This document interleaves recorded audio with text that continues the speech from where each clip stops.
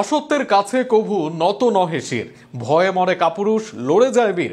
টাইগাররা আজ লড়েছে বীরের মতোই। উচ্চয় নিয়ে আরো শুনুন প্রতিবেদনে। সমালোচনার তীরে বিদ্ধ তাওহিদ হৃদয় ব্যাট হাতে ঝড় তুললেন সময় মতো। সুপার ফোরের বড় মঞ্চে দাপুটে 50-তে জেতালেন দলকে। তার আগে অবশ্য বাংলাদেশের জয়ের ভিত গড়ে দেন অর্ধশতক হাঁকানো আরেক ব্যাটার সাইফ হাসান। সাইফের বিদায়ের পর লঙ্কানদের সাথে তৈরি হয় উত্তপ্ত পরিস্থিতি। যদিও দায়িত্বশীল ব্যাটিংয়ে হৃদয়রা ম্যাচটা নিজেদের করে নেন। দাপুটে জয়ে সুপার ফোরে দুর্দান্ত শুরু। শ্রীলঙ্কার দেয়া 169 রানের লক্ষ্যে ব্যাট করতে নেমে ওপেনার তানজিদ তামিম রানের খাতায় খুলতে পারেননি। নুয়ান তুষারার বলে উইকেট হারিয়ে শূন্য হাতে সাজঘরে ফেরত যান। তবে আরেক ওপেনার সাইফ হাসান মারকুটে ব্যাটিং চালিয়ে যান। একের পর এক বড় বড় ছক্কা আসতে থাকে তার ব্যাটে। রান তোলার মিছিলে যোগ দেন অধিনায়ক লিটন দাস। পাওয়ার প্লের 6 ওভারে 1 উইকেট হারিয়ে বাংলাদেশ করে 59 রান। হাসারাঙ্গার বলে উইকেট হারানো লিটন করেন 16 বলে 23 রান।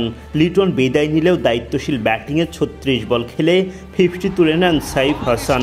দলের রানও বাড়তে থাকে তাতে। সাইফের চোখ ধাঁধানো ইনিংসের সমাপ্তি ঘটে হাসারাঙ্গার বলে উইকেট হারিয়ে। 45 বল খেলে 2-4 ও 4টি ছক্কায় 61 রানের দারুণ একটা ইনিংস খেলে বিদায় নেন সাইফ। বাংলাদেশ তখনও জয় থেকে 55 রান দূরে। কঠিন সেই দায়িত্ব পড়ে হৃদয় শামীমদের কাঁধে। অফ ফর্মে থাকা তাওহিদ হৃদয়ই এদিন হয়ে দাঁড়ান দলের বড় ভরসা। দাপুটে 50 তুলে নিয়ে দলকে দেখান জয়ের পথ।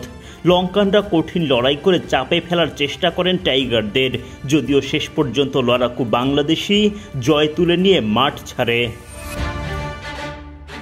শনিবার এশিয়া কাপের সুপার ফোরে নিজেদের প্রথম ম্যাচে বাংলাদেশ মুখোমুখি হয় শ্রীলঙ্কার। টস জিতে আগে বোলিংয়ের সিদ্ধান্ত নেন টাইগার অধিনায়ক লিটন দাস। কিন্তু ব্যাটিংয়ে নেমে উড়ন্ত সূচনা পায় লঙ্কানরা। তখন টাইগারদের পক্ষে আঘাত হানেন তাসকিন আহমেদ। তাসকিনকে উড়িয়ে মারতে গিয়ে সাইফ হাসানের হাতে ধরা পড়েন প্রথম নিশাঙ্কা। পাগলাটে উদযাপন শুরু তাসকিনের।